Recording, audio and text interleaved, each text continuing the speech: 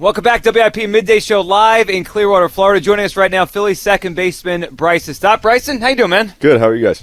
Oh, we're good. We're ready. We're ready for the season. How you feeling? Ready? Yeah, we're good. Good to go. So we're excited too. We're kind of curious, Bryson, because last year, you guys set a lot of goals about how you want to approach the season. Win a lot of games. Win the division, go to the World Series. This year hasn't been a whole lot of talk about that. The mission is still the same, though, right? We're still trying to get to the World Series, even though we're not talking about it a whole lot. Yeah, I mean, I think that's kind of always the goal, right? When you start a season, and I mean, that's been our goal. It's always been our goal, and just taking it one day at a time. You don't want to look too far ahead. If you're playing the Dodgers one week, you don't want to look ahead and say, "Oh, we got the Braves next," or "We got the Mets," or whoever it may be. You just want to win that game, and we're looking forward to March and then April and then May and then so on and so forth. And then when the playoffs get here, we'll focus on that. So is that's kind of been the message? You're a good baseball team. I mean, nobody's disputing that. But is the message more now?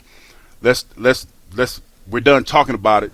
We know we're a good team. Let's just go ahead and let's get through the season and get to the postseason. Is that what it is? I mean, you could talk about it as much as you want. You still got to go out and do it. And I mean, I feel like that's kind of where we're at. I mean, we'll talk about it and say, how do we get there? How do we do it? Things like that. But it's more of play today's game, go out and do what we're supposed to do, and we'll be right where we want to be. How's your health? I mean, you talked about it a little bit when spring training first started, what happened last year. And had you ever experienced anything like that before? Because watching you last year, I thought the first month and a half you were picking up where you left off the year before and like what we had seen early in your career. And then you struggled down the stretch. And none of us really knew why. You obviously were feeling something. So what happened in Miami, and how did that affect your swing throughout the season? Yeah, I mean, I just took an awkward swing, and I think it was facing Brazoban, and it's kind of wasn't supposed to be a check swing, and it kind of was. I think it was a hanging slider or something that I usually hit, and my fingers just went numb, and I was like, what just happened? And fouled a pitch off again, and I still got that kind of tingly feeling, and then it was fine for a couple days, and then I took another awkward swing, and it was more of I mean, we swing with so much force, and when you are out front or swing and miss, you kind of get a hyperextension that not a lot of people feel, and just me throwing right-handed as well, I don't think it ever really calmed down, and it was the weirdest thing because I'd be in the cage, it was fine. When I hit the ball, fine. Just hitting the ball kind of stopped that kind of jolt, and it's going to sound really dumb, but only when I swung and missed, just because there was nothing stopping the force and the snap of your arm, and it kind of just never calmed down. But when I hit the ball, it was good. It was just that just force of swinging and missing that would fire it up, and then hand would tingle for a second, and then I would feel fine until I did it again, and How tough was that for you, knowing that you're dealing with that and going into the season with the expectations that you obviously have for yourself and not meeting those, and basically being here in Philadelphia and people seeing that and you can't say anything about it? How tough of a season was that for you, knowing that you were a little banged up and couldn't really say a whole lot? Yeah. I mean, it was tough looking up and being like, wow, I'm hitting 220 again. And it was less of my arm hurting. It was more of like I could play and I wanted to play. And Topper has a lot of trust in me, and he knows if I couldn't swing the bat, I would go up and tell him. And but that was the thing. It was like cage and everything was fine, like I said, and I think I got into some bad habits, just subconsciously not wanting to swing and miss. Kind of try to see the ball a lot deeper. Then started getting kind of blown away by heaters again, and I think that was just a subconscious thought of I don't want to swing and miss. I don't want to go get a slider. I don't want to do that, but in the box I'm not thinking of it. So it was kind of this weird thing I kind of got myself into, and then I would fly open. I would lose momentum to first, and couldn't really hit the ball to left because that was the one I was like, I can't get out there and do it because I don't want to swing and miss. But Yeah, it was So tough. you was but, playing a lot of mental gymnastics during the course of the season. That sounds really tough. Yeah, but like I said, I wasn't thinking of it. Like I wasn't in the box, and I'm like, well, I can't do this because my arm's gonna hurt. Mm-hmm. It was, I think, more of a subconscious when I started missing sliders that were down the middle that I usually do damage on, or curveballs that I see right away, and I'm like, how am I hitting that to center? Those are the ones I hit homers to right. I hit doubles to right. Just little things like that I kind of looked back and was like, maybe it was a subconscious thought, and grinded through it and still tried to affect the game on defense, running bases and things like that. So I was always taught that there's 3 phases, and if you can't affect the game in one part, you still have 2 other ones that you could help the team, and that's what I tried to do. Obviously, I wasn't going up there saying I'm going to get out, but I was still trying to put together long at-bats and work the pitcher and get on base and get my hits and help the team. So. Phillies second baseman Bryson Stott with us here on the Midday Show. All right, so a lot of talk this camp about approach at the plate for the team. It's funny, though, because you're kind of the opposite of some of your teammates. You know, a lot of guys on this team will chase and expand the zone. You take a lot of pitches. You work deep counts. But for you, sometimes it feels like it feels to me is they're trying to get you to, like, sometimes be aggressive but keep your patient approach. How is that going for you? Where are you in terms of that balance of if there's a good pitch to hit, crush it, but you're generally a patient hitter at the plate? Yeah, I think I've always been like that, even in college.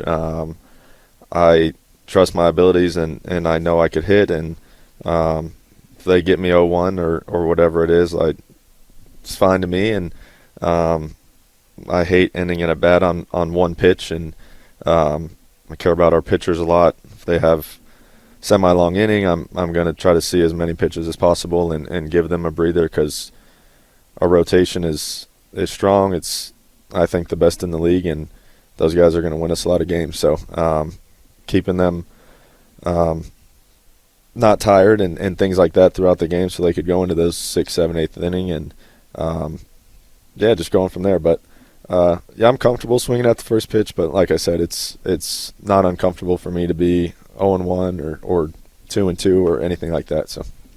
A lot of talk this spring about the lineup, and maybe Topper's going to change it. Maybe it's going to be Schwarber still at the top, or maybe Bryce. Do you care where you hit? Has it ever been a thing? Because you've moved around. I mean, a lot of bottom when you first got here, but you moved to the middle, 5 a lot, 3 at times. You've been all over the place. Does it matter to you where you hit? And does it matter to players? Because we talk about it all the time. Like, we make big things about it on this station, about who's sitting where. How big of a deal is it? For me personally, I don't care. It's it's more of being in the lineup. I know Topper knows that, and I tell him I just want to play. I'll hit 1 through 9, and I think I've hit everywhere in the lineup in my career.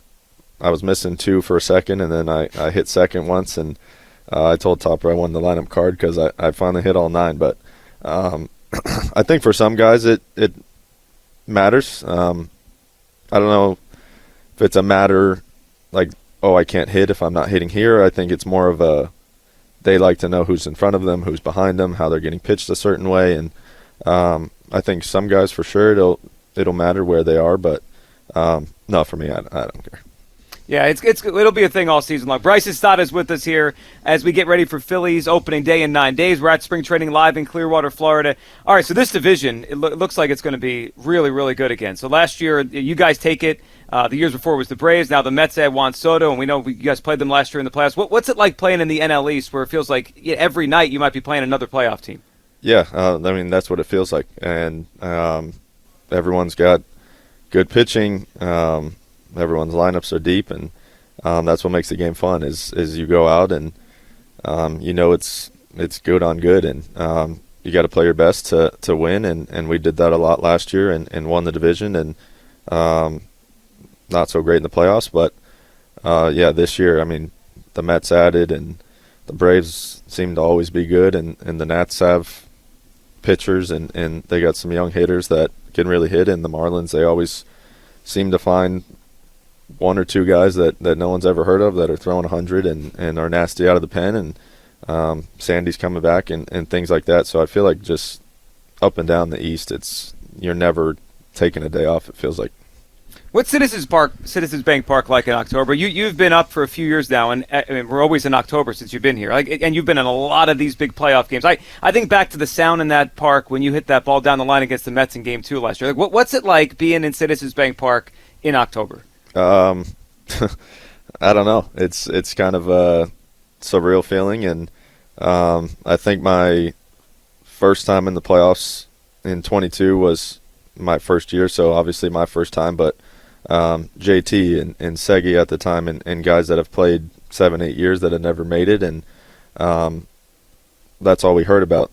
The Phillies didn't go to playoffs for a little bit, and that's all we heard about around the stadium, around the clubhouse, from the fans, is just wait till October, and it just blew away any expectation that we may have had. They're loud every pitch, and you can't even hear yourself sometimes, and I'm yelling after the triple, and I don't even know I'm saying. I can't hear it. Dusty's trying to tell me something, and I'm like, I got nothing for you. I don't know what you're saying, but if they hit a chopper, I'm going to run. And it's incredible, and we can't thank them enough for all they do for us, and we try to do whatever we can to win for them. So. Did you get a chance to watch the Eagles parade? And did you put yourself there? Because I have to think, you guys have been so close, and then watching the Eagles get there and have a parade. Did you watch it, see it, and kind of think about what it would be like for you guys? I didn't watch it fully. I think we were here working out and doing things like that. I saw Cooper DeJean get hit with a bottle or a can or a chain or whatever he did. But yeah, it was wild. Howie got hit in the face too. Yeah, I saw that. I was in the training room at the exact moment, so I was laughing at that, and it looked nuts, and that's what we want. That's what the fans want, and we're going to do our best to make it happen. Well, listen, man, we'll be rooting for you. Good luck, and have a great season. And hopefully we're in October, and we're having one of those down Broad Street again. Thank you, Bryson. Absolutely. Thank you. There he goes. Thank Bryson you. Stott, Phillies second baseman on the Midday Show.